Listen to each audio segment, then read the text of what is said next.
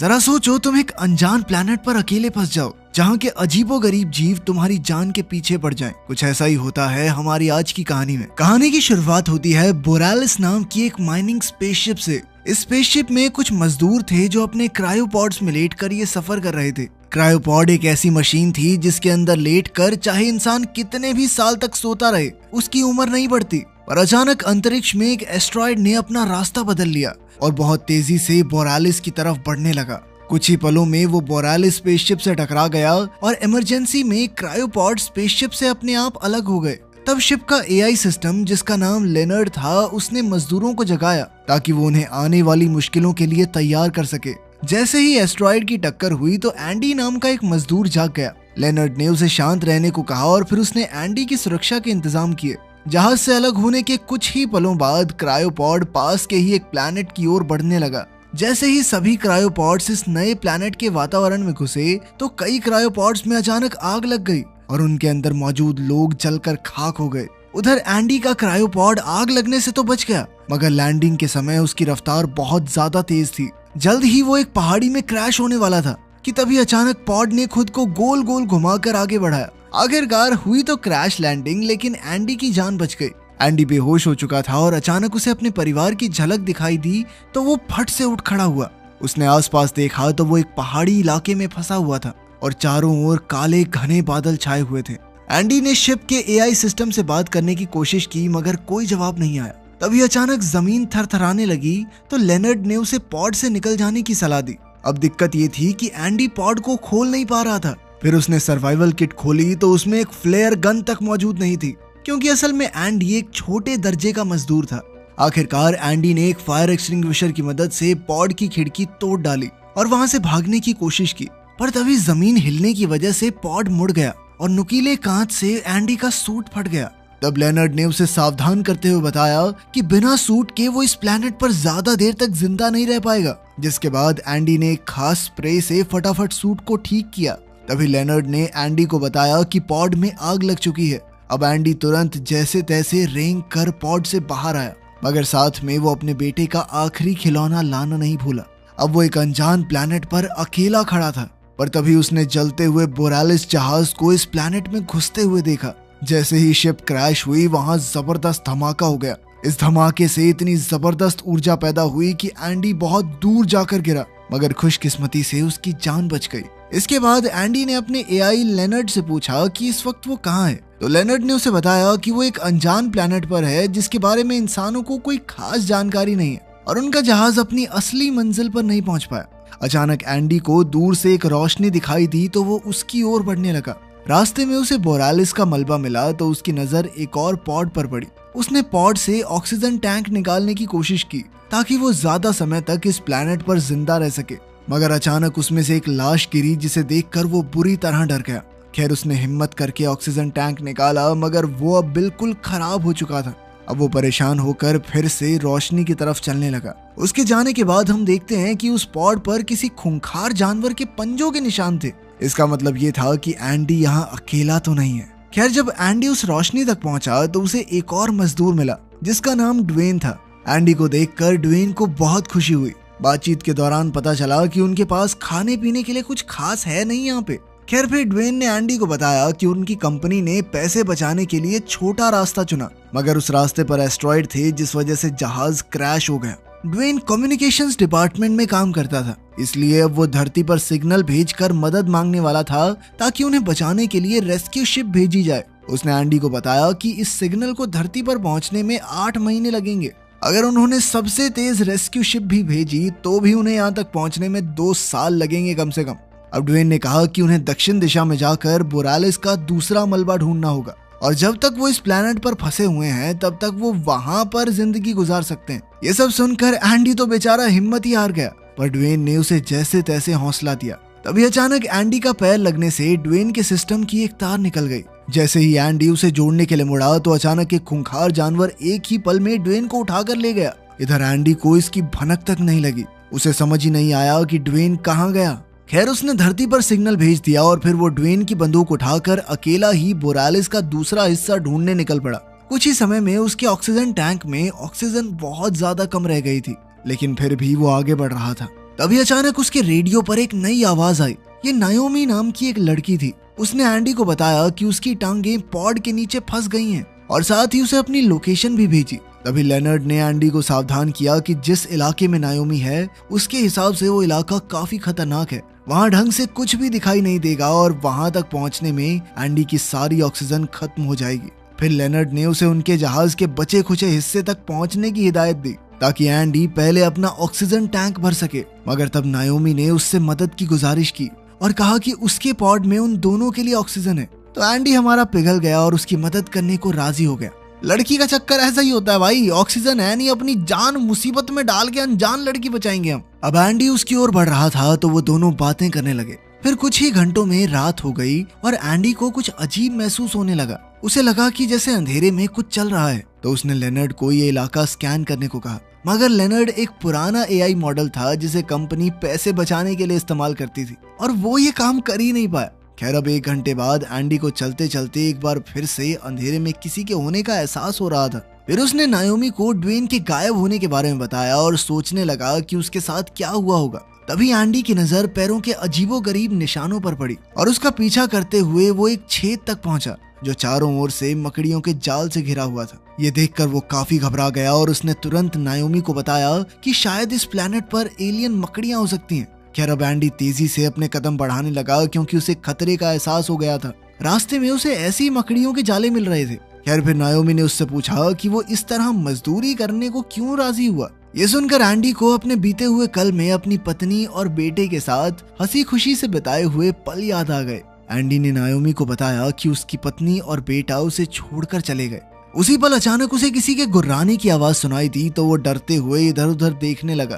तभी लेनर्ड ने उसे बताया कि उसके आसपास कई सारे ट्रैकर्स मौजूद हैं और हैरानी की बात तो ये थी कि ये ट्रैकर उनके साथियों के थे जो बेचारे पहले ही मर चुके थे। जैसे ही वो ट्रैकर के नजदीक पहुंचा तो उसने फ्लेयर गन चला दी ताकि उसकी रोशनी से वो ढंग से देख सके।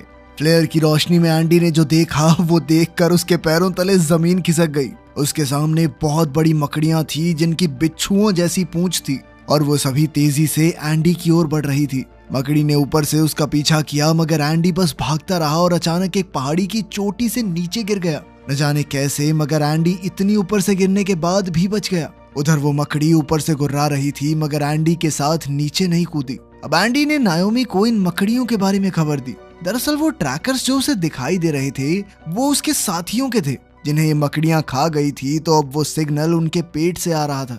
तब एंडी ने देखा कि उसके सूट से ऑक्सीजन बहुत तेजी से लीक हो रही थी तो उसने स्प्रे की मदद से लीकेज बंद की।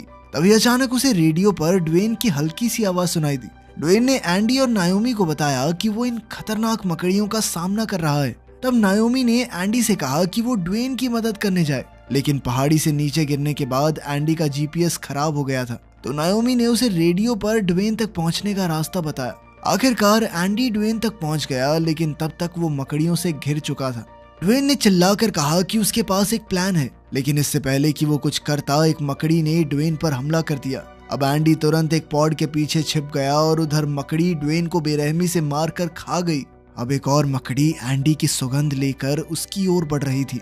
उसी वक्त नायोमी ने पास के ही एक दूसरे पॉड की लाइट जलाकर उसका ध्यान भटकाया। इसी मौके का फायदा उठाकर एंडी किसी दूसरे पॉड में छुप गया लेकिन वहां भी किसी की लाश सड़ रही थी। तब एंडी ने नायोमी को उसके पॉड की लाइट बंद करने को कहा मगर नायोमी के दिमाग में कुछ और ही चल रहा था। उसने एक ही बार में सभी पॉड्स की लाइट जला दी जिससे मकड़ियां पॉड्स की तरफ आकर्षित हो गई और इधर एंडी मौका देखकर भाग निकला। लेकिन फिर भी एक मकड़ी उसके पीछे आ गई और अंत में वो एक धुंधले इलाके में आ पहुंचा।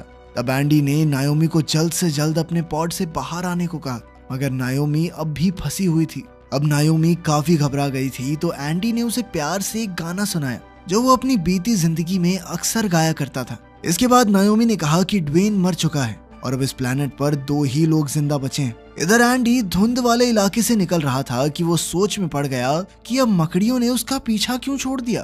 खैर तभी उसके सामने बैंगनी रंग के बेहद सुंदर जुगनुओं का झुंड आया जिसे देखते ही वो एक पल के लिए वहीं थम गया। मगर अचानक वो सभी जुगनू गुस्से से लाल हो गए और उन्होंने एंडी पर हमला बोल दिया। एंडी जैसे तैसे अपनी जान बचाकर वहां से बाहर निकला। तब नायोमी ने कहा कि हो सकता है मकड़ियां जुगनुओं से डरती हों, इसीलिए उन्होंने एंडी का पीछा नहीं किया। इससे पहले कि एंडी कुछ कहता, अचानक जमीन से एक विशाल जानवर का मुंह बाहर निकला और एक ही बार में एंडी को निगल गया। उसी पल एंडी की आंखों के सामने उसके परिवार की यादें घूमने लगी। इसके बाद एंडी उस जानवर के शरीर में अंदर था तो उसने लेनर्ड से मदद मांगी।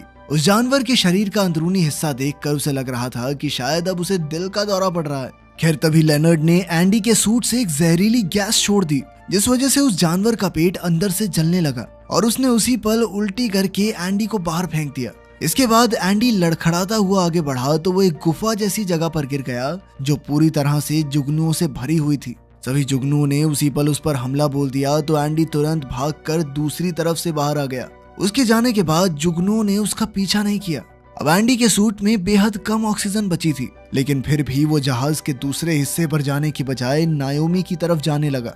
आखिरकार जैसे ही वो नायोमी तक पहुंचा उसी पल उसकी ऑक्सीजन खत्म हो गई। नायोमी ने तुरंत उसे अपने टैंक से ऑक्सीजन दी और फिर एंडी ने नायोमी की फंसी हुई टांगे निकालने की कोशिश की, लेकिन उसके शरीर में इतनी ताकत नहीं बची थी। उसने कुछ औजारों की मदद से जैसे तैसे नायोमी को आजाद किया और वो दोनों तुरंत पॉड से बाहर आ गए। इसके बाद एंडी ने एक लोहे का टुकड़ा नायोमी की टांग से बांध दिया ताकि उसे चलने में और सहारा मिल जाए। फिर उन दोनों ने मिलकर नायोमी के पॉड से काम की चीजें इकट्ठा की और तब नायोमी ने उसका शुक्रिया अदा किया क्योंकि वो जहाज में जाने की बजाय उसे बचाने आया। कुछ ही पलों में मकड़ियों का झुंड वहां आ पहुंचा, जिन्हें देखकर वो खुद भाग निकले। कुछ देर दौड़ने के बाद वो दोनों गिर गए और अब एक मकड़ी उन पर हमला करने को तैयार थी। तभी नायोमी ने उस पर अपनी फ्लेयर गन चला दी, जिससे वो खूंखार मकड़ियां उन्हें छोड़कर फ्लेयर गन की तरफ भागने लगी। इस मौके का फायदा उठाकर वो दोनों बोरालिस के दूसरे हिस्से में जा पहुंचे, मगर अब नायोमी से दरवाजा बंद नहीं हो रहा था क्योंकि कंट्रोल सिस्टम में गड़बड़ी आ गई थी। फिर काफी कोशिशों के बाद वो दरवाजा बंद करने में कामयाब रही, जहां एक मकड़ी उसके बीच में कटकर मर गई। इसके बाद मकड़ियों का झुंड जोर जोर से दरवाजे पर हमला करने लगा, जिससे नायोमी और एंडी शिप के और अंदर वाले हिस्सों में जाकर छुप गए। वहां इमरजेंसी लाइट्स चल रही थी, जिसका मतलब ये था कि बैकअप जनरेटर अब भी चल रहा था। नायोमी को जहाज के सभी रास्ते पता थे, इसलिए वो आगे बढ़ी और इधर एंडी शिप के बारे में ज्यादा कुछ नहीं जानता था, इसलिए वो नायोमी के पीछे चलता रहा। कुछ ही पलों में उन्हें एक कैबिन मिला जिसके अंदर ऑक्सीजन मौजूद थी और साथ ही उनके जरूरत का सारा सामान भी। उस कैबिन को खोलते समय अचानक उन्हें खून की धार बहती दिखाई दी और वो समझ गए कि एक मकड़ी बोरालिस जहाज में घुस चुकी है। वो दोनों तुरंत छुप गए और उन्होंने मकड़ी को अंडा देते हुए देखा। फिर मकड़ी ने अंडे को जालों से ढक दिया और उसके खाने के लिए साथ में एक लाश रख दी। ये सब देखकर एंडी को बहुत घबराहट महसूस हुई। इधर मकड़ी को उनके वहां होने की भनक नहीं लगी और वो चुपचाप वहां से चली गई। अब जैसे ही नायोमी और एंडी बाहर आए तो अचानक पीछे से एक दूसरी मकड़ी ने उन पर हमला बोल दिया। एंडी तुरंत नायोमी को लेकर एक कमरे में घुस गया और अंदर से ताला लगा लिया। उसे लगा कि अब वो सुरक्षित हैं, मगर नायोमी ने उसे समझाया कि वो तो गलती से बाहर ही आ चुके हैं। ये सुनकर एंडी को इतना गुस्सा आया कि वो लोहे के सरिये से दरवाजा पीटने लगा, मगर अब इसका कोई फायदा नहीं था। उस कमरे में ऑक्सीजन मौजूद थी, इसलिए दोनों ने अपने हेलमेट्स निकाल दिए और एक दूसरे से बैठकर बातें करने लगे। एंडी ने नायोमी को अपनी पत्नी और बेटे की वीडियो दिखाई और बताया कि वो सब एंडी की बर्थडे पार्टी से वापस लौट रहे थे, जिस समय उनका एक भयानक एक्सीडेंट हो गया। उस एक्सीडेंट में उसकी पत्नी और बच्चा तो मारे गए, पर न जाने कैसे वो बच गया। एंडी कहने लगा कि उसकी जिंदगी अब बेमतलब हो चुकी है, पर तब नायोमी ने उसे समझाया कि तुमने मेरी जान बचाई है, शायद इसीलिए तुम्हारा जिंदा रहना जरूरी था। कभी इस तरह से सोचा है? नायोमी ने कहा कि उसका तो लोगों पर से विश्वास ही उठ गया था, पर एंडी को देखकर उसकी उम्मीद फिर से जाग गई है। ये कहकर नायोमी ने उसे गले लगा लिया, पर तभी उसने देखा कि एंडी के सूट पर कुछ जुगनू चिपके हुए थे और तभी अचानक बाहर से मकड़ी ने दरवाजा तोड़ डाला और अंदर घुस आई। उसी समय नायोमी ने जुगनुओं का वो छत्ता तोड़कर मकड़ी की ओर फेंक दिया, जिससे मकड़ी उसी पल पीछे हट गई। एंडी और नायोमी मौका देखकर भाग निकले, मगर वो कार्गो के गड्ढे में गिरते गिरते बचे। और तभी पीछे से मकड़ी फुल स्पीड में भागती हुई आई, जिस वजह से वो मकड़ी के साथ नीचे गिर गए। अब मकड़ी फिर से उन्हें मारने दौड़ी तो एंडी ने नायोमी का स्प्रे मकड़ी की ओर फेंक दिया। मकड़ी ने जैसे ही स्प्रे को चबाया तो धमाका हो गया, जिससे एक पल के लिए वो सुन्न हो गई। वहीं मौका देखकर नायोमी और एंडी भाग निकले। फिर एंडी ने इस मकड़ी को एक पॉड के नीचे कुचलकर मारने का प्लान बनाया। उसने नायोमी को मकड़ी का ध्यान अपनी ओर खींचने को कहा और खुद एक पॉड को ढूंढने लगा। तब लेनर्ड ने उसे खबर दी कि एक पॉड इस वक्त उनसे 2 फ्लोर ऊपर मौजूद है। अब एंडी जैसे तैसे चढ़कर उस पॉड तक पहुंचा और इधर मकड़ी नायोमी पर हमला कर रही थी। नायोमी की मदद के लिए एंडी ने सभी लाइट्स बंद कर दी और नायोमी मकड़ी के हमले से बचकर भाग निकली। इसके बाद नायोमी को इमरजेंसी लाइट्स मिली तो उसने उन्हें जलाकर मकड़ी का ध्यान भटकाया। वहीं दूसरी ओर एंडी पॉड को निकालने की कोशिश कर रहा था। तब लेनर्ड ने उसे बताया कि उसने नायोमी की सुरक्षा के लिए शिप की बिजली काट दी है और अब उसे वापस चालू करने में लगभग 15 मिनट का समय लगेगा। अब एंडी ने सिस्टम के बिना ही पॉड को खुद से चालू करने का फैसला किया। उधर नायोमी ऐन वक्त पर अपनी लाइट्स के सहारे मकड़ी को पॉड के बिल्कुल नीचे ले आई। तब एंडी ने पॉड को चालू करने के लिए उसे अपने सूट से कनेक्ट कर दिया। लेनर्ड ने बताया कि इस तरह उसके एआई सिस्टम में शॉर्ट सर्किट हो जाएगा, यानी फिर लेनर्ड हमेशा के लिए बंद हो जाएगा, उसकी मदद आगे नहीं कर पाएगा। इसके साथ साथ इतनी ऊपर से नीचे गिरने पर एंडी के जिंदा बचने के चांसेस भी काफी कम थे। मगर ये सब जानने के बावजूद एंडी ने अपनी जान खतरे में डालकर पॉड को नीचे गिरा दिया, जो सीधा उस मकड़ी पर जा गिरा। उसी पल एंडी की आंखों के सामने वो एक्सीडेंट आ गया जिसमें उसके परिवार की जान गई थी। पॉड के गिरते ही मकड़ी उसके नीचे कुचलकर मारी गई, मगर इतनी जोर से नीचे गिरने पर एंडी बेहोश हो गया था। उसी पल नायोमी उसके पास पहुंची और फूट फूट कर रोने लगी क्योंकि उसे लग रहा था कि एंडी मर चुका है। लेकिन कुछ ही पलों में अचानक एंडी को होश आ गया और नायोमी ने उसे कसकर गले लगा लिया। उसी पल वहां सूरज की पहली किरण आई और उन दोनों ने महसूस किया कि हाँ, खूंखार जानवर तो हैं यहाँ पे, लेकिन नजारा सुंदर भी बहुत है। उसी पल एंडी के एआई असिस्टेंट लेनर्ड की आवाज दोबारा से आई और उसने बताया कि वो अपडेट हो चुका है और अब उसने मौके पर चौका मारते हुए एंडी और नायोमी के लिए एक रोमांटिक गाना बजा दिया, जिसके बाद उन दोनों ने एक दूसरे का हाथ थाम लिया और आने वाले भविष्य की ओर देखने लगे। इस अनजान प्लेनेट पर एक दूसरे के अलावा उनका कोई नहीं था और अगले 2 साल तक तो उन्हें कोई बचाने भी नहीं आने वाला। क्या वो दोनों इस प्लेनेट पर बच पाएंगे? आपको क्या लगता है? कमेंट्स में जरूर बताना। मिलते हैं अगली वीडियो में।